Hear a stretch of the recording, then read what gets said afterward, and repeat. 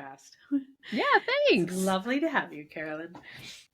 I don't get to talk to brain spotters very often, so I'm very excited. Like, I've had a practice partner who I've been working with for years, but it's very different to actually get to hash out the joys of brain spotting. I'm excited. Oh, good luck getting me to stop talking about it. You're going to regret every part of it, because to get me not to talk about brain spotting, it takes an act of God. Well, it is it's the best modality that I've ever learned, and I've learned quite a few. How did you come into brain spotting? I'm just going to ask your journey into it. Oh, yeah. So I had, before we moved on to the boat, I had a private practice. I mean, I still have my private practice, but it's virtual now because I'm nomadic. Yep. But before that, I had, an in-person physical private practice in an area north of Houston called the Woodlands. And I was doing a group program for building a private practice. And in that program, I connected with someone who was also in the Woodlands. Her name was Judith, and I love Judith dearly. Hi, Judith, Lovely if you're name. listening. Yes. Yeah, exactly. And so Judith and I got together just to kind of geek out on this entrepreneurial course that we were in. We had so many things in common. It was amazing. And she was telling me about brain spotting, and we were having this conversation where I, kind of being newer to the field, had thought, a lot of my clients came in and they said they weren't interested in trauma work. They, right. I specialize in anxiety and obsessive compulsive disorder. Most of my clients don't even really, it's not even on their radar that they may or may not have OCD unless they're being referred from another practitioner. And a lot of my clients too were kind of childbearing age, which for some reason, right around then, OCD starts to really clarify itself. And I don't have data to back that up other than anecdotal, but right around then we start to see, this is not just, generalized anxiety disorder. This is actually more compulsive. And so I was talking to Judith, and I had kind of decided that I was either going to do EMDR, or I knew I needed like a bottom up processing, because I started realizing, oh gosh, like I am outmatched by OCD because I just didn't have the tools. Like, not that I was ill prepared from graduate school, but what we know now is like, you can only talk about it so much and reframe it so much and like exposure it so much. And we're not there with our clients, to do these exposures necessarily, especially when it's, for a woman who's just had a baby and it's really tied into how she is with the new baby in the house. And so Judith was telling me about brain spotting, and I had this moment where I was like, okay, I'm going to do one or the other. And I felt equally drawn to both. But then I realized that my clients I was working with they're Googlers. And the moment that they Googled EMDR, everything is around PTSD. And I just had this strong gut sense that was going to turn them off of it. Whereas brain spotting, I got to be the first person to speak it into their understanding. And so I could present it, which it's true for EMDR and for brain spotting, right? That it's bottom up processing. We're working on things that, talking doesn't really get to. So it wasn't that in that moment, I felt that brain spotting was better, as much as I felt like there was an advantage there and that I could present it in the way I wanted, that I believed that they needed to hear it. I say Judith and I then registered for phase 1 together, but the truth is I went straight to the brain spotting website, bought phases 1 through 3, binge watched them with my notebook. Oh, wow. And then went to phase 1 in person. So I pretty much fire hosed myself from day 1. Yeah. Okay. And I haven't learned back since. No.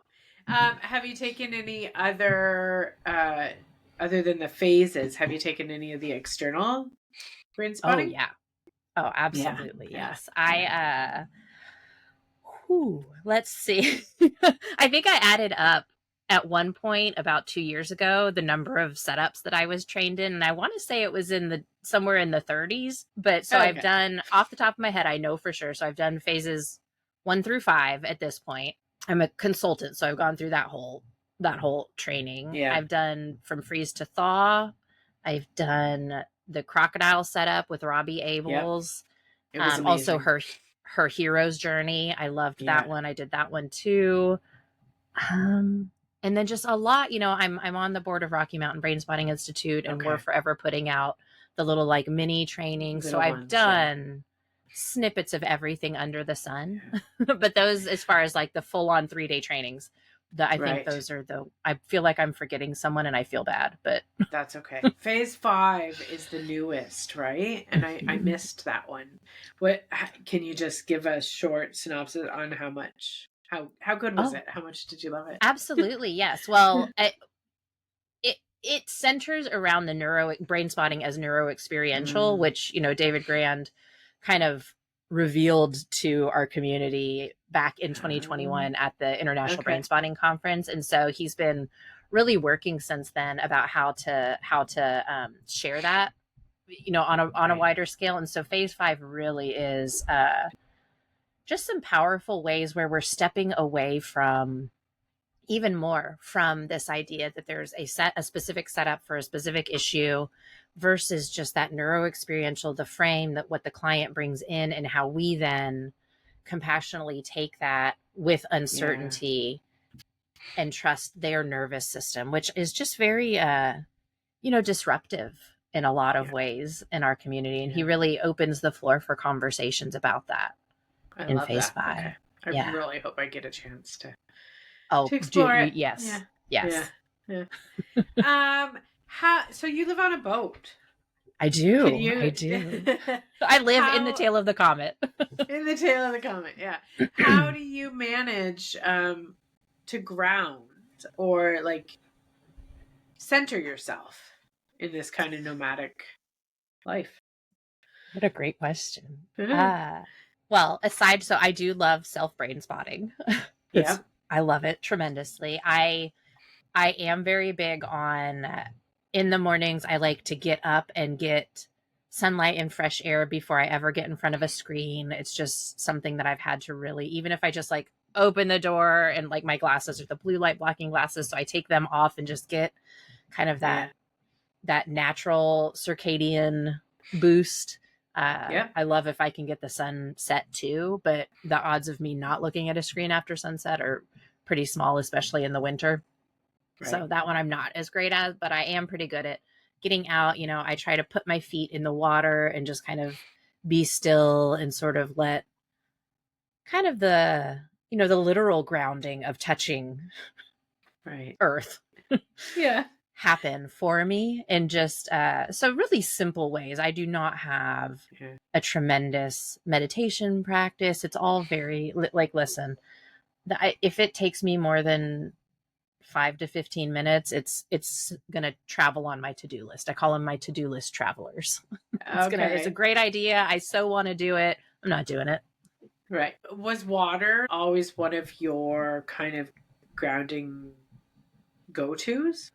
Like, was this kind of a dream in the making a long time before, or did it just impulsively happen? I'm so curious.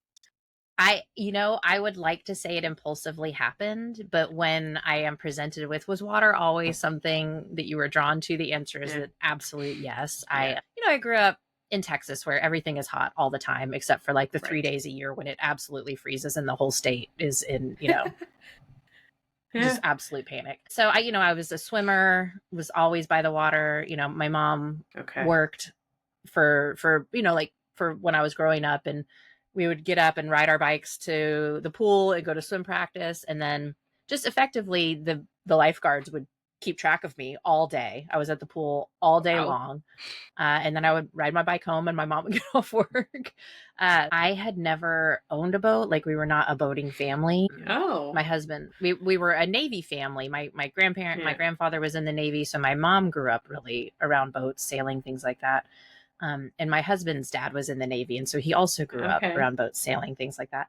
And in 2020, Mike and I bought our first boat, my first boat ever, his however manyth, but we social distanced by spending time on our boat, and we would go up and just kind of like anchor out and not, and just stay on the boat for the weekend. And I was horribly anxious on it. I loved the concept. Yeah, I loved the concept, but this particular boat, I really had a hard time settling on. Like, we would be driving across the lake and he would turn around from the helm and be like, why are you crying? What's happening right now? And I would say, I don't Okay. know, it's my nervous system. I don't know. Like, I just had these really big fears that we're going to capsize or something. Okay. So then when he came and he was like, there's this trip around the eastern half of the United States. It's called the Great Loop. What do you think? And I was like, oh yeah, like absolutely. How soon can we sell everything we own and make this happen? He was like, I Wow. did not see that coming. But Okay. it just needed to happen. And I Huh. love that we both agreed on that. And Yeah. here we are. It's been the And absolute best thing for our marriage too, ever. It could have gone either way. nice. You know, you cram two people Yeah. in a tiny Yeah. space with three animals. Right. But it has absolutely made us better Okay. communicators, more compassionate towards each other, like just a win all around. Beautiful. How has it affected your work with clients? Or does it? So, oh yeah, it does. Yeah. When we first decided that we were going to sell everything we owned that didn't fit on a boat and go, you know, travel full time, I went on indefinite leave of absence Okay. from the therapy side. So I have two businesses where I use Brainspotting. I have the therapy where I'm anxiety and obsessive compulsive disorder. And then I also have a coaching and consulting business where I help people get Right. certified in Brainspotting. I'm currently beta testing a group Brainspotting training. So I've got two groups going through that right now, hoping to get that approved by the specialty committees early or late 2025, launch a new group early 2026. And then I also was helping people quit drinking with Brainspotting on that side. And now I have a group where I use Brainspotting to help therapists add group services to their offer menu.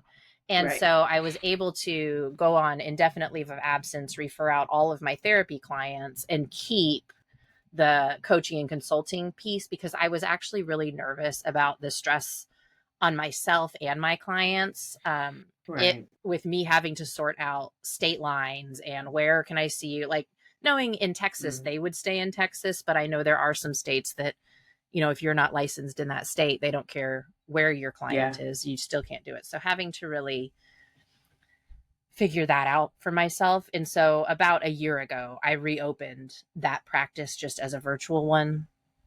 Okay. And I love it. I mean, I missed it and I'm happy to have it Yeah. back, but I do keep a very small number of therapy clients compared to Right. the coaching work that I do. But let me tell you, Brainspotting is all up in all of it. Yes, yes, always. Talk about a little bit about this group coaching consulting that you're doing. So I have a program I call Hourly to Out of Office, and it is for service providers, primarily therapists, but we do have other one-to-one service providers, coaches, physical therapists, anyone really who is in a one-to-one hourly getting paid situation, who have a private practice. And let's say that you have a private practice and you love your clients and you still want, you know, the flexibility and freedom, or you still want a greater amount of income, but you don't want to overbook yourself. You're really happy. I've got a caseload I love. I don't want to feel like I have to see more one-on-one clients just to live, because then I'm, you know, now stuck on the couch even longer. Where in our profession or in the therapist profession, that tends to be what happens to private practice owners is either we overbook ourselves for financial reasons, or we open a group practice where now we're hiring clinicians under us. There's nothing wrong with a group practice, but it's just not for everybody.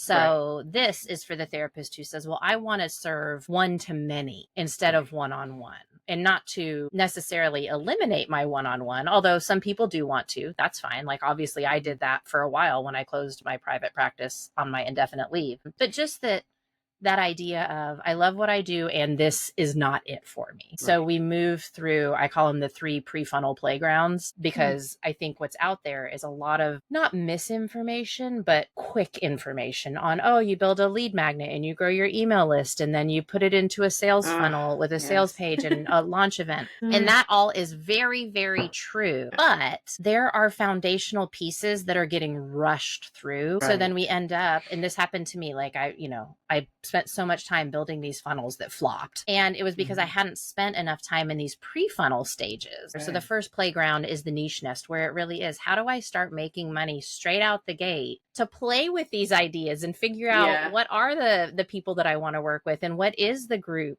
Like, what do I want my niche to be? And how do I navigate? Like, I just think that there's this like niche in a weekend and things like that, where it's like, well, I mean, you might come up with one, but have you tested it? Do you know if you like it? Just because you have a fancy tagline for it doesn't mean that it's the niche for you. And so after Niche Nest, we move into Offer Factory, which is how do we now create a proprietary framework or method based around, and here's the thing, therapists, we are so bad at verbalizing our magic because it feels very one-on-one and client-based. But the truth is, underneath it, we are going through somewhat of a process that we can hone in. In that Offer Factory, we're also talking about here's what I'll say. The days of the hot seat as a group offer are gone. People are sick of being on a Zoom call, a coaching call with 150 people where you hope beyond hope that one person asks a question that you didn't realize you had. It's not that we don't get ahas from that, but we need, like, the thing about a group is that any group provides this opportunity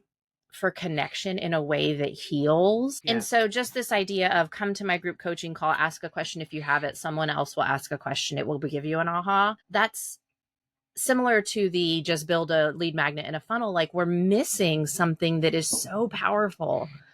I can't say enough about why would we even have a group and not capitalize on what a group has the power to do. So that's that second pre-funnel playground. And then in the third one is validation station, which is, well, let's get you proof of concept so that you know it works. You can get testimonials. You know that people want it, then you can go build, your lead magnet, your automated or semi-automated funnel. But the number one thing is we can get paid this whole time. We don't have to wait until the funnel is built. The way we bring Brainspotting in is, listen, here's the thing. You could listen to what I just said and think, oh yeah, that makes sense. I'm going to do that. And then get in your own way and overthink it and procrastinate and think, oh, but is this really who I want to work with? Oh, am I really a good group leader? Really, I'm comfortable one-on-one. I know it really well. Should I just be happy I have a successful private practice? Am I being too greedy? What if I risk my license or risk, all this that I've worked to build? And that's where we bring in the group Brainspotting in hourly to out of office. So to remove the ego. Right. Yep. So that it's not just a framework you walk through, but it's a community of bottom up processing for, well, let's make sure you actually walk through the framework. Like, I'm not interested in people paying me money to learn this framework for it to collect dust. I want people to walk through this framework, and I want Brainspotting to be, not that I want it to be, Brainspotting is a huge support in how you get to keep walking through the framework. Right. Yeah. I love that. Okay. You may have another client coming up. Yes. Talk about how you have helped supported people in quitting drinking, because I know that's a really big thing for you. Yeah. So one of the very first groups that I ran when I was branching away from and into the coaching, away from the therapy practice and into the coaching world, my own story plays a key role in that. So let me think about how to kick this story off. It's been a while since I've told it. I was, in hindsight, what I call a Groundhog Day drinker. And if you're dealing with your drinking habit right now, you've probably heard the term gray area drinker, which is this space between every now and again and addiction is kind of this gray area, right? It's where I would say probably the majority of drinkers are. So I knew that I didn't need anything clinical to help, but I did need something. And I spent about a year investing in different coaching programs and learning just all the information. Again, like, this is what we know as bottom up experts, right? Which is I learned the information. I knew all the things. I knew the steps. I knew how to cut back on this habit. I understood it. Like, I practically have a master's degree. I mean, I do have a master's degree in it because I'm a therapist, but I practically had an extra master's degree in the brain works with alcohol. And that information was not embodied. So I kept finding myself on this Groundhog Day drinking cycle of shame, where with the Groundhog Day drinking cycle, it doesn't matter how often you're doing it. What matters is it's that repeated feeling of, oh shoot, like just waking up on Groundhog Day, right? Like the Bill Murray you know, 1993 movie was what inspired the title, where he just wakes up. I know. He just wakes up and it's like, ah, crap, it's that same day again. You know, at that point, I was already working with Brainspotting with obsessive compulsive disorder in the way we work with OCD with Brainspotting. This is before I had even heard of Robbie Abels and her work with addiction. So the way we work with obsessive compulsive disorder and Brainspotting is we use Brainspotting to really embody the information about how your brain with OCD is functioning and why it makes you feel these compulsions, these needs, this dread if you don't do the compulsion. And I thought, well, I've got all this information about alcohol. Would the same thing happen? And so I always say this on every podcast where I share this story. I don't recommend this to anybody under the sun. I was driving home.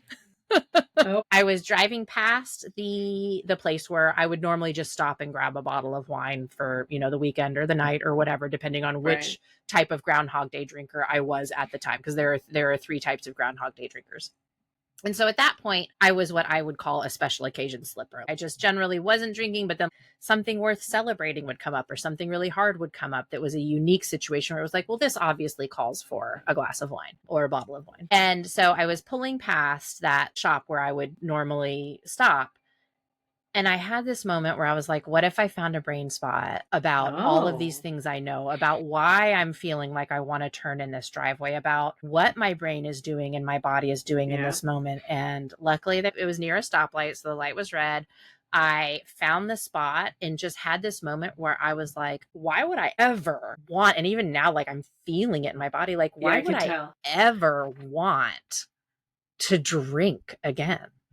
And I haven't since. I say that, I know, and I say that not to be like, and poof, it was solved. I then realized, oh my gosh, that was the missing piece. Brainspotting was the missing piece for me.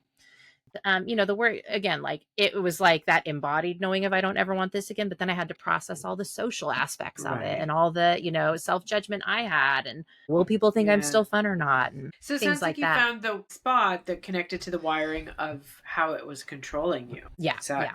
Okay. Yes. And it was really based around so much of what I had learned. I call it the truth spot. The truth is, this is like the worst decision I could possibly make. Like turning into this thing is like the worst decision ever. And so then after that, so I started sharing that story, and people were like, oh, have you heard of, you know, Robbie Abels? And I was like, oh gosh, no. So then I immediately took the crocodile setup.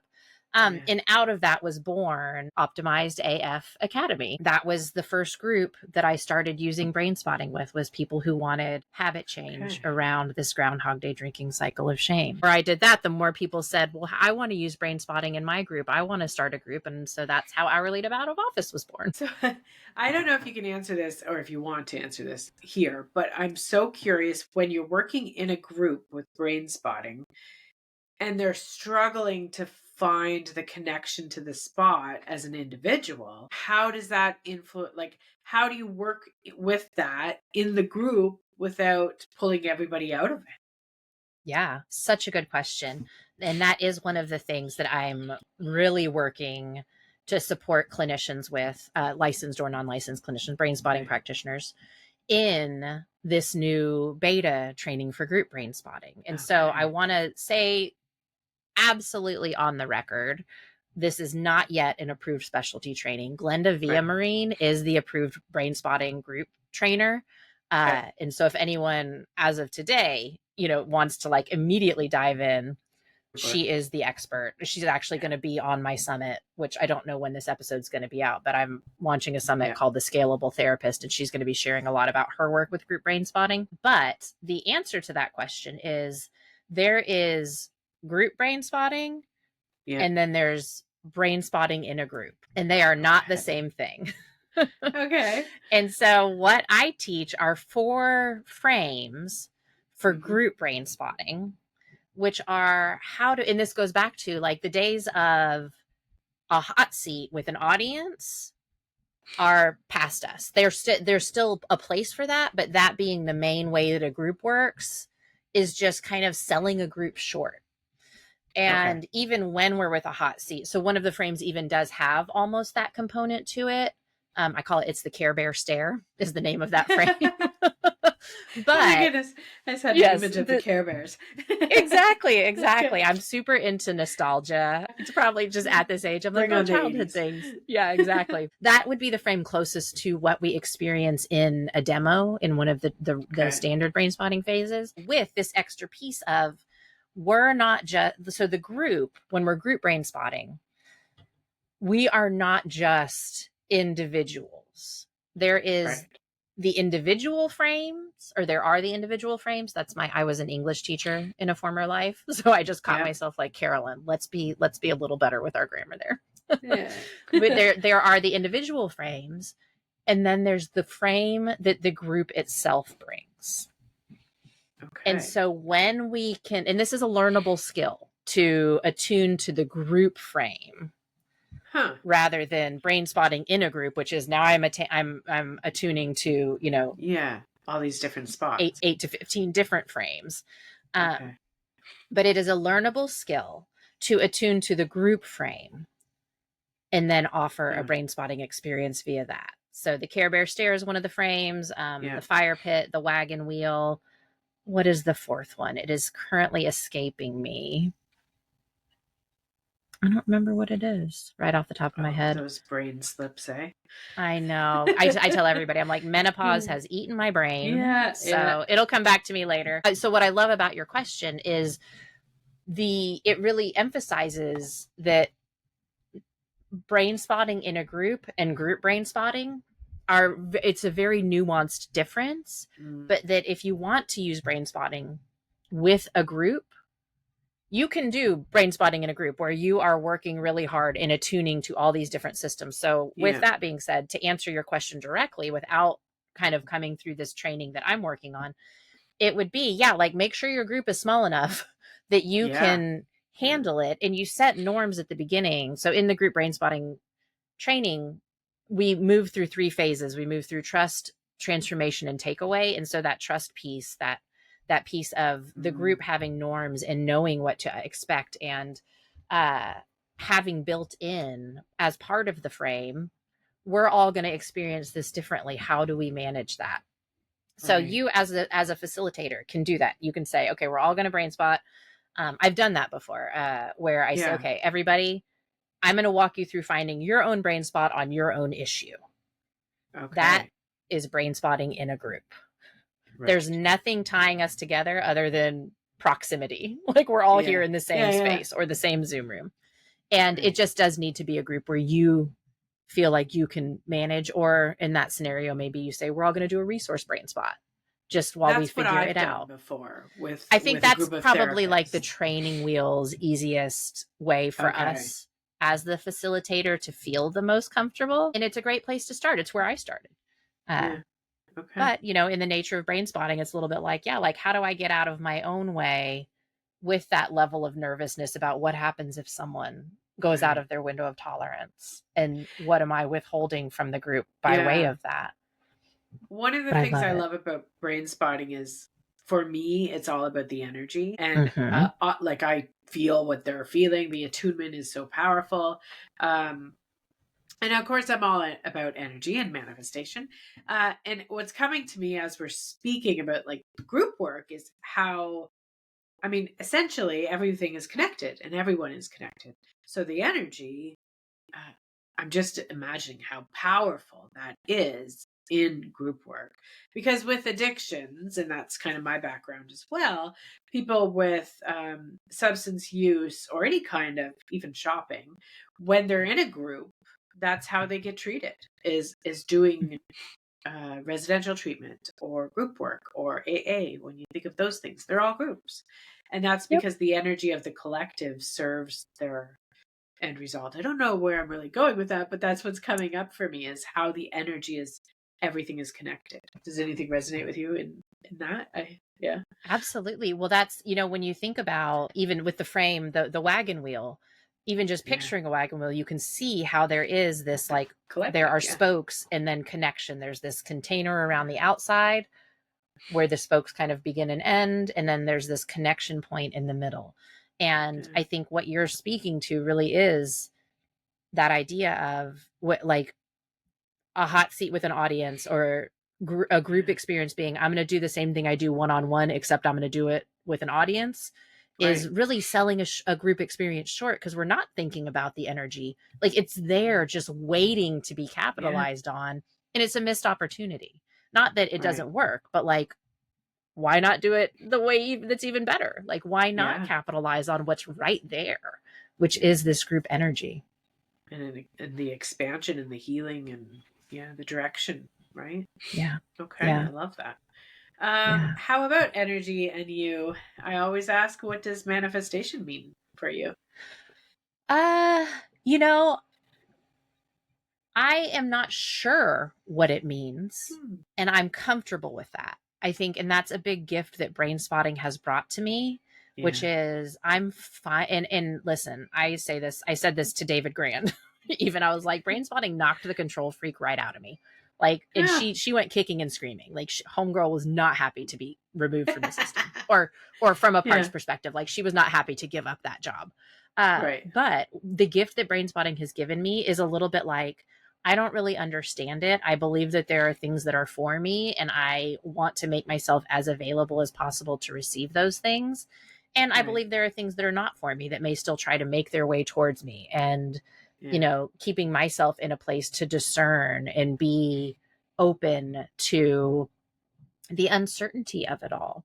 And, you know, I think that really plays a huge role into why I designed Hourly to Out of Office the way I did with this, with even beginning with this niche nest, which is, there's no reason for you to know right out of the gate what this needs to look like at the end. And so that way of bringing it in and saying, if we start moving in these really intentional micro actions, the truth and what is for you will reveal itself. But we have to start taking these steps in order to discern it.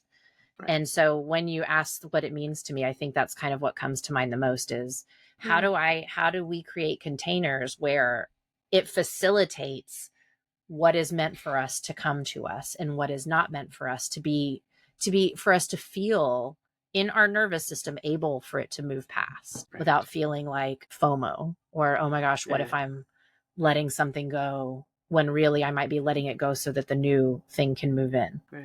Doors opening. What's your biggest challenge in life? Whatever comes up when I ask that. What is my biggest challenge? I mean, what's coming to mind immediately is navigating all of these ideas that I have, right? Like, so even just in this short time we've been together, it's like, oh, I'm doing, you know, Estuary, which is the group Brainspotting beta, and I'm doing Hourly to Out of Office, which is my course for for therapists who want to add groups, and I'm launching the Scalable Therapist Summit, and you know, my husband and I are also in the process of launching a YouTube channel about the story of us moving on to a boat, which is completely unrelated. Oh, I love that, and though. Just, you know, we're managing my own time and energy around what needs me right now.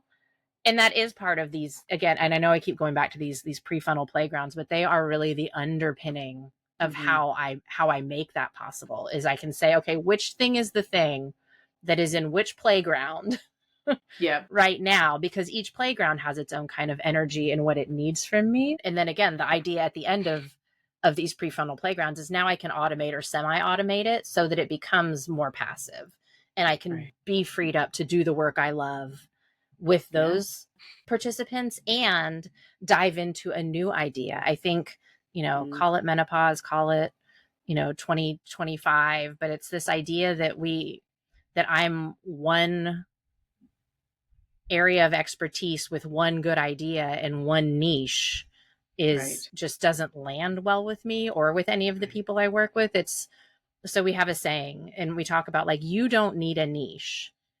Each service you offer needs a niche because a niche is a marketing it's a marketing exercise. It doesn't mean you have to be limited to that, but to try and do all of these ideas at once, and listen, take it from me, to try and do all of these ideas at once, you're going to light a match to the whole thing.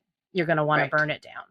And you never finish. So exactly. And so I think, and I also am not an advocate of pick one idea and stick with it to the end, and then pick the new idea, stick with it to the end. Like, we just are, our energy is too fluid. And so we have to have this opportunity to capitalize on ideas, but in an intentional way. And so that, I think, is my biggest challenge, is being such a, I want to do all the things. Like, listen, this cabinet behind me is full of crochet supplies and craft supplies because I love it. There are 2 sewing boards on board this vessel. But just being able to not balance it all, but be able to move within, you know, and fluidly like between these gifts and these callings, without then feeling like I don't also have time to sit and read a book. That's my biggest challenge. That's why I listen to books now. What comes to me when you say all that is ADHD. And I have been diagnosed recently, like in the past few years, but now my whole life makes so much sense because it was so clear. And yet I've always understood ADHD, studied it, had relatives that were, and yet never saw myself as. Anyway, my question that I always ask is, how does ADHD or neurodivergency come into play in your professional or personal life? You sound like you have some awareness of it, perhaps, but where is it for you? Can I do a quick plug for someone? Yeah. Sure. One of my very good friends, her name is Patricia Sung, has a podcast and a course called Motherhood in ADHD, and she is my go-to for all things adult diagnosis, all, like, she is my go-to. Major plug. Her podcast, Motherhood in ADHD. If the idea of being an adult woman with ADHD resonates, find her immediately. And tell her Carolyn said hi. But for me, I think I sit around in this state of, could it be? Maybe. Do I need to name it that? Not necessarily today. I've also designed a life, like boat life is very different from land life in so many ways. You know, there are just multiple, like today, you know, we've got the kind of the outer bands of Hurricane Erin are moving up the coast of the US today. And so we're getting this major wind. And so having a life where it is an option for me to, like, this is as nice as I'm ever going to look. Like, I'm forever ready just to jump on deck, you know, tie some ropes, do something, you know, or, you know, learning to work and be attuned underway when the boat is and my chair is, rolling back and forth. So really having to do for myself this idea of, you know, neurodivergence or not, I've created a life where it works. Where consistency and stability don't look the same way as they did in land life. And if I go and look for someone to help me with that, odds are they're giving me the strategies and tools and tips that work really well for a life that, you know, pots and pans don't roll around. So just really already being in a space where I'm having to tweak everything anyways. Sometimes I just think, like, do I just love a challenge too much? Is that what's happening here? Do I just really need to make things as difficult as possible for myself? Well, it sounds like with my brain, like I have 4 windows open with, like, I don't know, this one has like 50, but anywhere from 20 to 50 tabs open. And for me, that works. So it sounds like boat life is like your mini windows with all these tabs open. And I do. And I just counted. I have 20. There are 20 tabs currently open right here on this screen. in multiple Chrome windows. My husband's like, no wonder the computer's always so slow. Stop doing that. I'm like, I need them. I've closed as many as I can. Yeah, right. It works. But yeah, it does work. I know you plugged Patricia, and I'm going to look her up myself, but who are some of your mentors that you look up to? Obviously, David. Oh, gosh. Dr. Pi Fry is my Brainspotting mentor for sure. She and Cynthia Schwartzberg were my very first trainers. It was Pi's first training back after her brain surgery. Yeah. And so they co-facilitated, and so I have stayed really connected with both of them. Cynthia and I actually just got together last week to talk about group Brainspotting and the work that she's doing with I'm not going to be able to think of the name of it right now because menopause ate it, but she's great. Huh. But Okay. then I did, my Pi was my trainer for my consultation certification. Okay. And then obviously now we work together on the Rocky Mountain Brainspotting Institute board. Yeah. So she is my number one brainspotting mentor for sure. Katie Reed has been a mentor for me with how to really expand beyond my private therapy practice. I did her clinic coach certification when it was in beta launch, and she and I, talk a lot about funnels, the pre-funnels, things like that. Yeah. So we love geeking out on that. She's very big into, she's written some custom GPTs for marketers now, which are amazing. Okay. And I've been beta testing those with her, and they are so fun. She's launching one of them off. She's going to come speak at the Scalable Therapist, and she's sharing some of that, which I love. Laura Long was my very first business coach with Your Badass Therapy Practice, which she no longer offers. But she is a tremendous mentor of mine in terms of just building that community of like-minded people who are not going to say, that's ridiculous. Like, why? Don't do that. Like, just be happy with what you've got. She's very much like, no, like we can do whatever we want. Like you can have it's a very empowering mentorship. Yeah. Okay. I know that I'm like leaving so many people out, but the three of them are really the ones when I think from day one with each of my businesses, those are the people who were my first supporters and who have stayed supporters since. Beautiful. Yeah. Is there anything that we've kind of left out that you want to talk about? Gosh, what a great question. I love Brainspotting so much. And I think that I want people to understand how it can play this really powerful, like ancient wisdom role in so many aspects of life outside of just the traditional trauma work of therapy. And just that I hate to see it boxed in the way, going all the way back to where we started, which was, my clients are Googlers.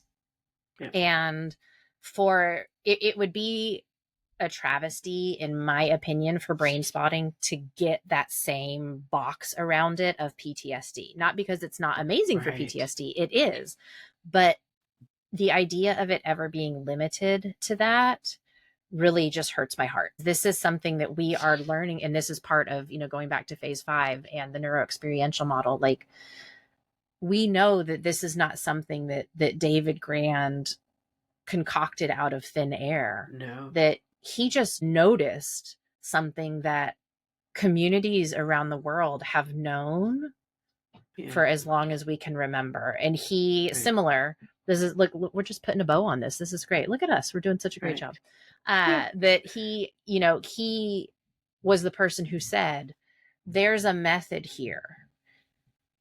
And even though therapists, we struggle to say, this is what I do because it feels very individual.